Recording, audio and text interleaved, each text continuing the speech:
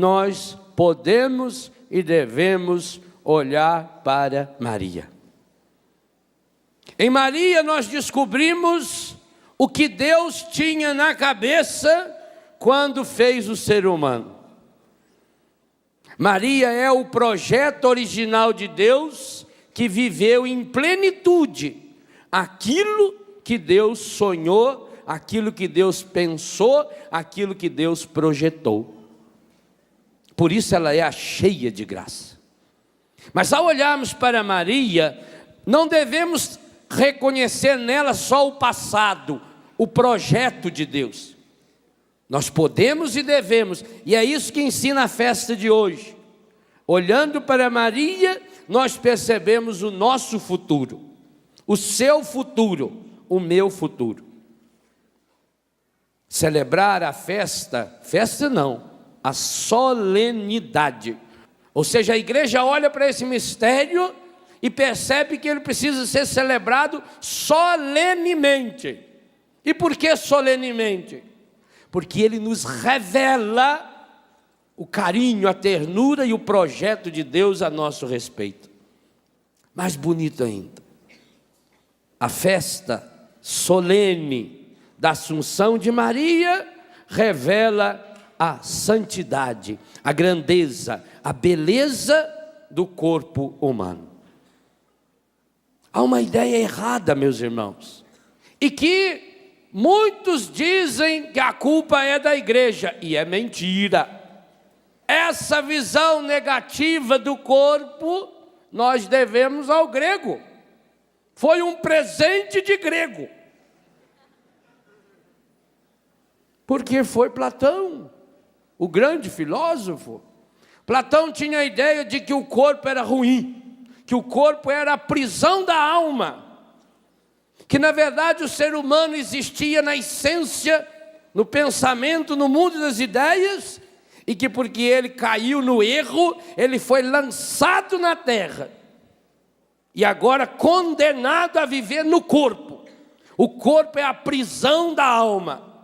E por isso, historicamente, inclusive muitos santos tiveram uma visão errônea do corpo e tiveram uma visão errônea dessas energias, como a Luzia usava tão bem esse termo ontem na oração da manhã, que estão dentro do nosso corpo. Grandes santos, por exemplo, São Francisco de Assis. O dia que você for em Assis, e aliás muitos de vocês poderão ir comigo, com o Dunga, no final desse ano. Nós estaremos lá no congresso, o Padre Jonas, no congresso das comunidades, e vamos em Assis. Ainda dá tempo, entra em contato com o pessoal da Obra de Maria, e lá em Assis nós vamos ver uma coisa linda. Quando a gente entra na igreja, depois tem aquela igrejinha antiga, pequenininha, de São Damião ainda. Hoje é uma basílica linda, maravilhosa. Na parte baixa de Assis, Assis tem a parte baixa, a parte alta da cidade. Isso é lá embaixo. Aí quando você vai conhecer os aposentos de São Francisco, você está passando assim, você vê um canteirinho, o tamanho dessa esquina aqui assim, um canteirinho de rosas. E eu, como adoro flores, fico extasiado diante daquele canteirinho. Porque aquele canteirinho é o único lugar no mundo que dá aquela rosa sem espinho. Tira dali a rosa e planta em outro lugar, nasce com espinho. Tira uma rosa com espinho e planta ali, nasce sem espinho. Isso é um milagre que já tem 800 e tantos anos. Toda rosa que nasce naquele pedacinho nasce sem espinho. Por quê? São Francisco, antes de ser santo, o Chiquinho era danado. Foi pior do que o Dunga. Pior do que o Léo, porque o Dunga e o Léo eram operários. Ele trabalhava na plana e eu trabalhava no torno. Eu também ia de bicicleta. Ele ia rezando em línguas, eu ia dormindo no guidão da bicicleta. Eu saía da aula, chegava em casa meia-noite, tinha que levantar às 4 horas para trabalhar. Então quando pegava uma reta ali assim, na rodovia que vai para a fábrica de armas lá em Itajubá, eu pensava que dá tempo de dormir um soninho. Aí, ixi, quantas vezes eu caí no asfalto esfolado, né? Francisco foi pior do que nós dois, porque nós dois, coitado, nós dois era pobre, nós era operário. Francisco era rico, o pai dele, ó. E vocês sabem que uma das coisas que torna a pessoa mais linda nesse mundo é dinheiro. Rico não é feio. Pode ser medonho, mas sempre acha uma que acha ele bonito. E ele acredita ainda nisso, né? Isso, você vê que é esvelhando lá, esgualepado, né? Uma moça bonita, ela me ama. Amo sim. Para de dar dinheiro para ver se ama. Você é boba, velho. E eu acho que essas moças estão certas, que burro nasceu para sofrer. Tem que sofrer mesmo. Vai que manda saber. São Francisco, antes de ser santo, ele era rico, bonito, italiano, sangue quente. Ah, Francisco pintou e bordou. Mais bordou do que pintou. Ele apreciava o material. Tinha uma tendência muito forte. Que as italianonas beiçudas. A italianona é bonita, velho. A gente vê lá na Itália, a gente olha que as italianonas riem pra gente. Oh, beleza. São Francisco, ele era chegado. Fez muita festa na vida. Aí ele se converteu, todo mundo conhece a linda história dele. Mas o homem velho, o Léo velho, o Dungão velho, continua nele. E ele tinha crises de tentações violentas. Ele estava lá rezando, deitado, dormindo, e começava a lembrar das mulheres lindas com as quais ele se relacionou, e a carne dele ardia, pegava fogo. Ele ficava desesperado, ele rezava, e quanto mais rezava, mais assombração parecia. E um dia, num momento de desespero, mas aí que você vê a importância da pessoa se lançar em Deus. Ele desesperado, ele tirou a túnica, saiu da sua celazinha, pelado, rezando. No que ele vai passando, ele vê aquele jardim cheio de roseira, cheio de espinho. Para matar o procedimento carnal, ele pula naquele canteiro de espinho, para furar o corpo, para ver se a dor tirava o que ele estava sentindo. E Deus deu uma lição linda para ele. Imediatamente os espinhos desapareceram. E Deus recebeu aquele corpo de Francisco cheio de desejos carnais, só com as pétalas da rosa, sem nenhum espinho. Deus também quer fazer isso comigo e com você. Basta a gente ter a coragem de ficar nu e lançar monus nele. Meus irmãos, para você não ficar com inveja de Francisco, o Pai deu a você uma rosa exclusiva, que nunca teve, não tem e nunca terá espinho, e que está sempre viva no céu. Maria Santíssima. Pule no colo dela.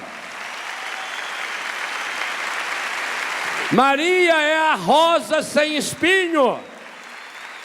É a mulher vestida de sol, com a lua debaixo dos seus pés e na cabeça uma coroa. Pule no colo de Maria. Ela não está longe de nós. Olha o evangelho que a igreja apresenta na festa da Assunção de Maria. Eu acho, gente, a coisa mais fantástica do mundo, o senso de humor da Bíblia. Tanto que o Nelson ontem, bisbilhotando a minha Bíblia, tirou as minhas anotações ali. E o senso de humor da igreja. No dia em que a igreja apresenta Maria assunta ao céu, o evangelho conta que Maria foi a pé, às pressas, na casa de Isabel, trabalhar de empregada doméstica. A única mulher no mundo que teve o rei na barriga trabalhou de empregada doméstica. Única! Ela teve o rei na barriga. Que coisa espetacular!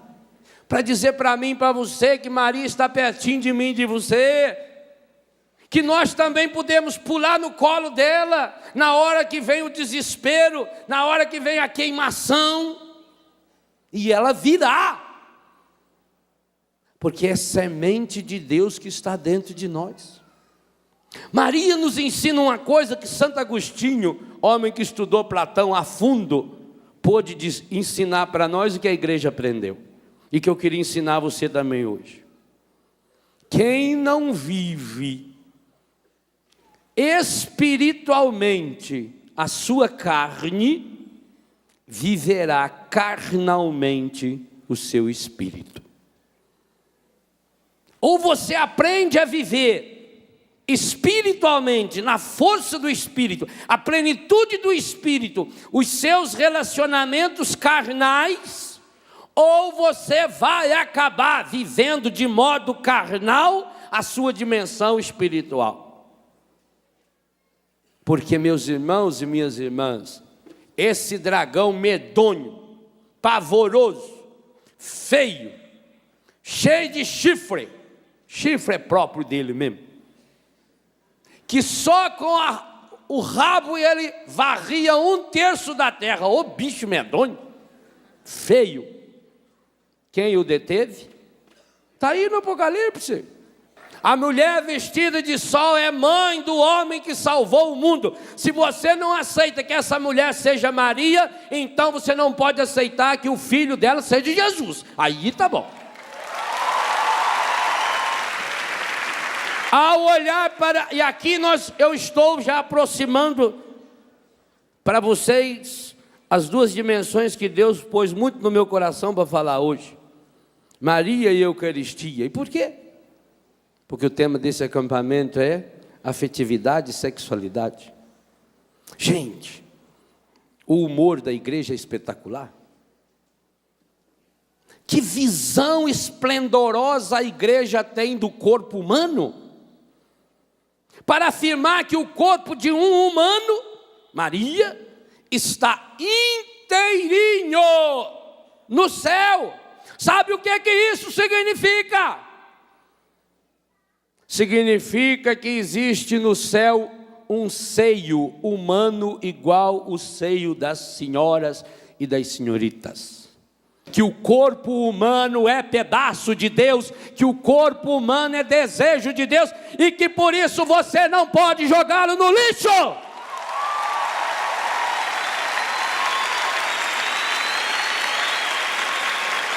Se Jesus subiu ao céu, a ascensão, e subiu ao céu com o seu corpo humano.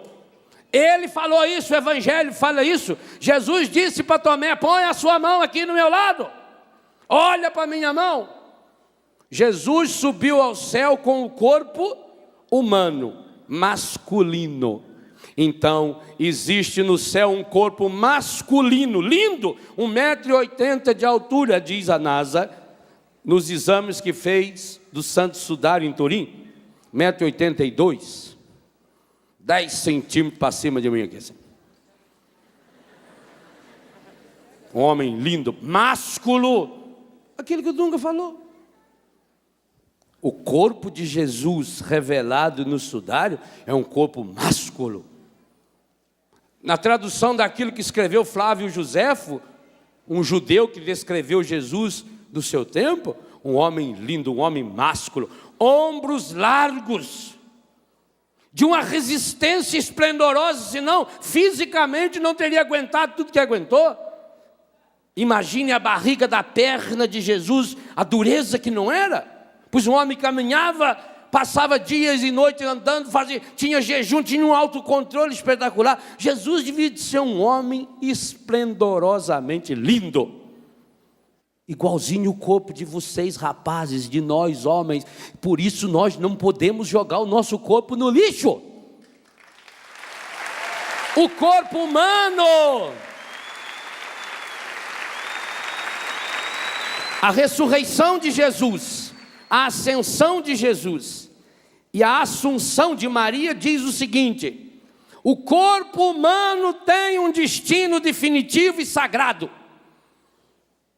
Esse corpo, ele vai ser elevado à glorificação de Deus. E aí vai desaparecer as imperfeições. No céu não tem gente feia. Mas os santos místicos que viram o inferno, viram uma coisa que todos eles chamam a atenção. Diz que no inferno tem gente medonha de feia. Tem gente deformada, esqualepada, escangalhada. Eu tenho dó de gente feia por isso. Então esses santos perguntaram para Deus: quem são aqueles feios que tem no inferno? E todos eles tiveram a mesma resposta, sem se conhecer. Aquelas almas corporificadas no inferno, mais medonhas, são aquelas pessoas que morreram em consequência dos seus pecados sexuais. Não é brincadeira a sexualidade não, gente. E tanto não é brincadeira, que ao colocar para nós a ressurreição e a ascensão de Jesus e a assunção de Maria, que hoje estão com um corpo físico no céu, a igreja pela Eucaristia diz que o céu inteiro chega até você, no seu corpo, na hora que você recebe o corpo, sangue, alma e divindade de nosso Senhor Jesus Cristo em cada Eucaristia. O seu corpo é templo. Templo é recorte. Se você olhar na sua Bíblia, a Ave Maria traduz de uma forma maravilhosa o versículo 31 do primeiro capítulo da Bíblia. Deus contemplou a sua obra. Ou seja, contemplar é olhar o templo. Deus se enxergou no ser humano. Deus olhou para o corpo humano, o corpo nu de Adão, o corpo nu de Eva. E Deus vibrou de alegria, porque Deus se enxergou no corpo humano. Não existe nada nesse mundo mais parecido com o coração de Deus do que o corpo humano.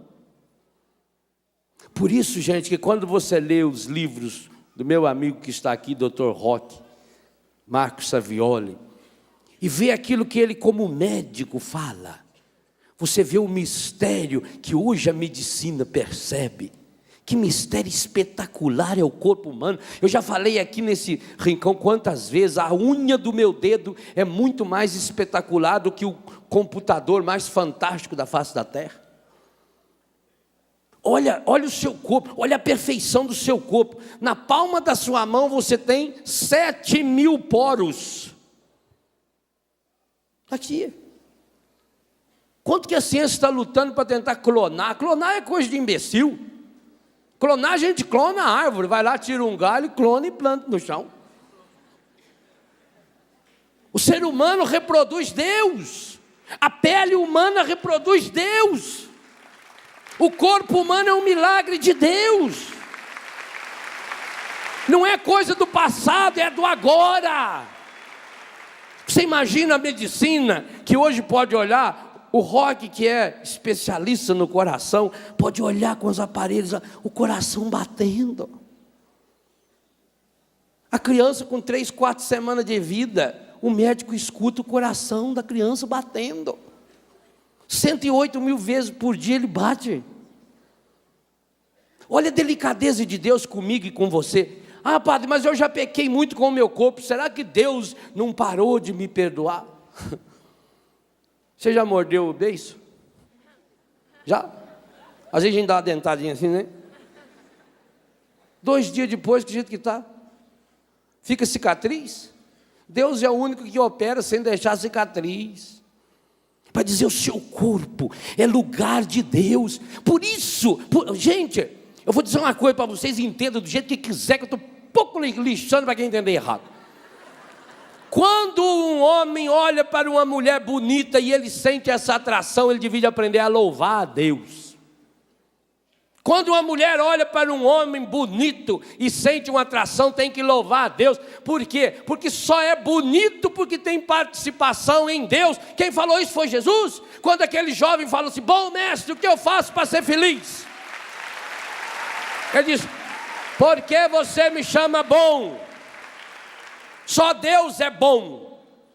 Ora, se só Deus é bom, só é bonito. Bonito significa um diminutivo de bom.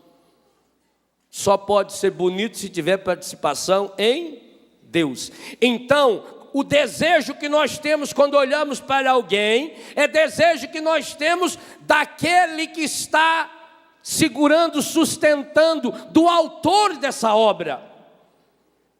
Sabe por que a igreja bota corpo em anjo, que é um ser puramente espiritual? Para você aprender a botar o anjo no seu corpo e ele deixar de ser explicitamente carnal. Você não existe fora do seu corpo. Por isso a igreja tem respeito ao corpo. Por isso que a igreja trata o corpo com dignidade. Por isso que a igreja assiste o corpo da pessoa no leito de morte. Por isso que a igreja enterra os seus corpos, ou dá a ele um destino sagrado, para aqueles, por exemplo, que optarem pela cremação. Cremação significa queimar a pessoa, não passar creme, porque pensa que cremar é encher o corpo da pessoa de creme, para a pessoa chegar lisinha no céu. E por isso também que você pode doar os seus órgãos. Porque esse corpo que você vai chegar no céu, pode ficar tranquilo, a senhora escangaiada vai chegar no céu novinha. Eternidade, a eterna novidade. No céu não tem velho não. No céu vem à tona o seu melhor, desaparece. Isso que é carnal desaparece. Essa parte que apodrece no nosso corpo desaparece. Mas esse corpo original, do projeto de Deus, feito o corpo de Maria, feito o corpo de Jesus, de Elias, de Moisés. Como é que Pedro, Tiago e João reconheceram que lá no Tabor estava Moisés e Elias? Se fosse só a alma deles, como é que descobriu que era a alma deles? Ao olhar lá e ver, viu que era o corpo, um corpo glorificado.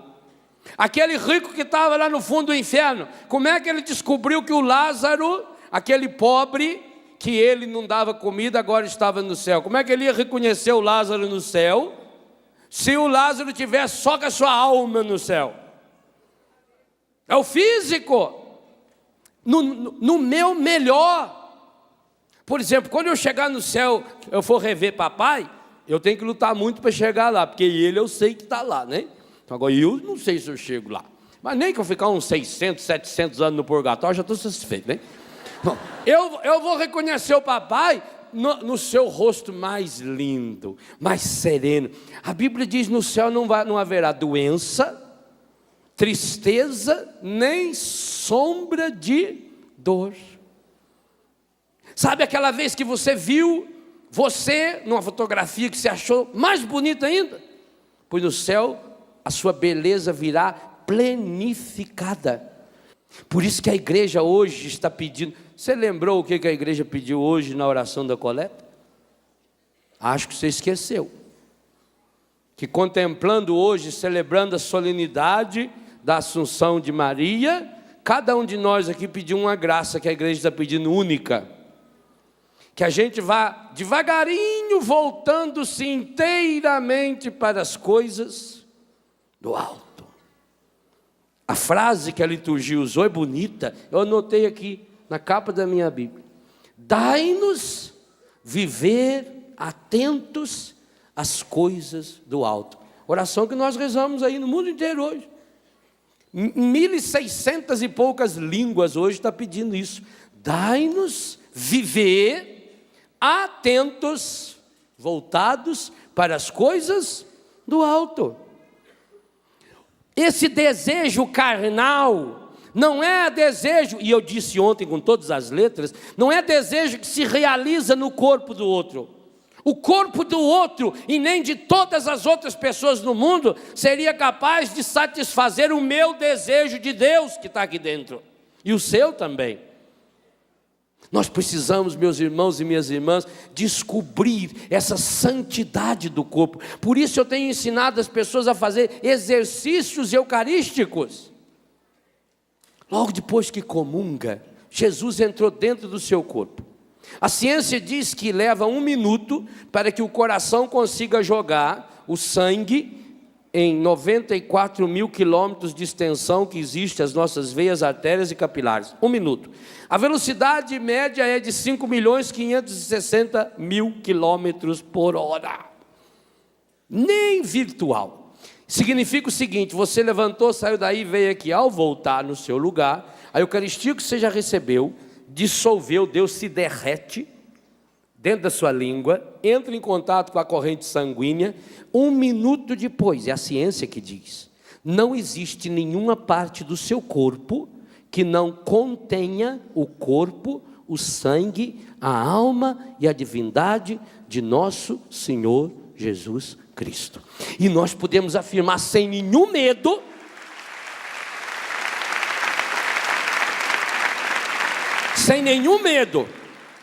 que não há nenhuma parte do seu corpo que não contenha o corpo e o sangue de Maria Santíssima. Ora, se Isabel disse que João Batista pulou de alegria quando a mãe do seu e do nosso Senhor a visitou, assim também nós precisamos fazer o nosso corpo inteiro pulsar de alegria. E aqui vem uma coisa muito séria, meus irmãos. E esse precisa ser um desafio dos cristãos, e de modo especial dos jovens cristãos. Se você quiser ser um homem e uma mulher pleno em Deus, nunca mais na sua vida chame os seus órgãos genitais por nenhum apelido.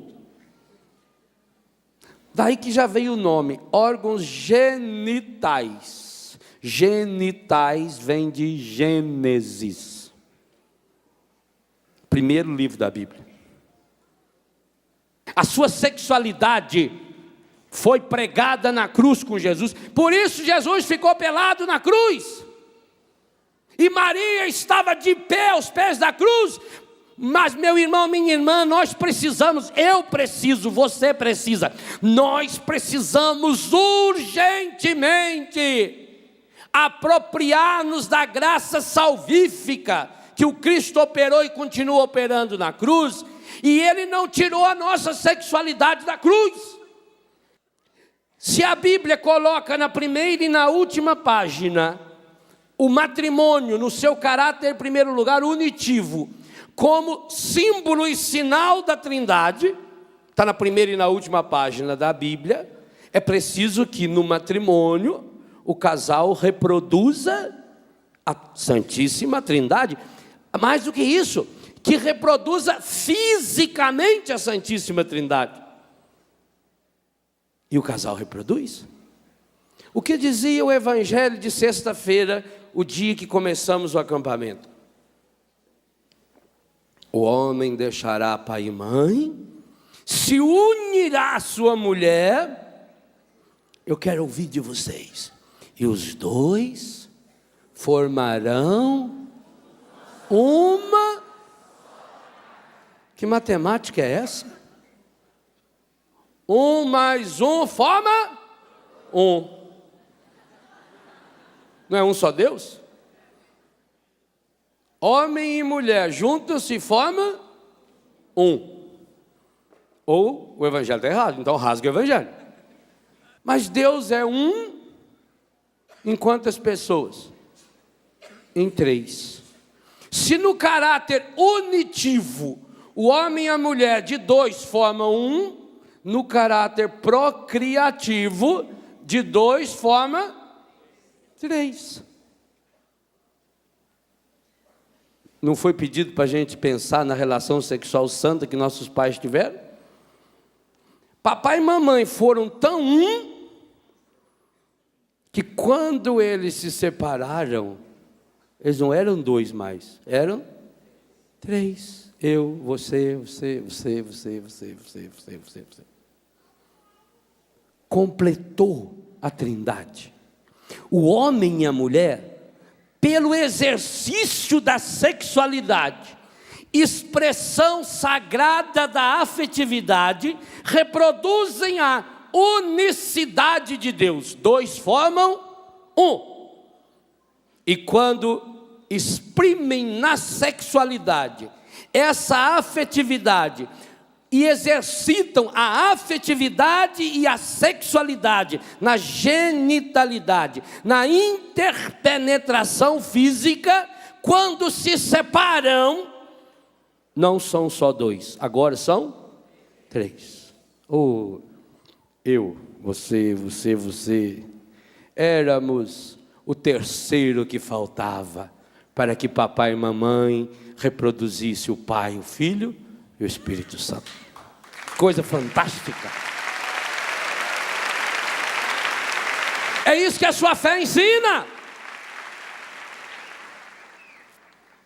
Aqui está o verdadeiro 3 em 1. O Deus uno e trino. Oh, meu irmão. Então vocês imaginam os olhos do encardido.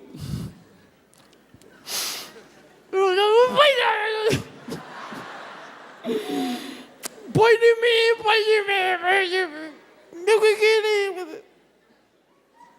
Quando o encardido olha para um homem bonito, ele olha, me diz, sou eu.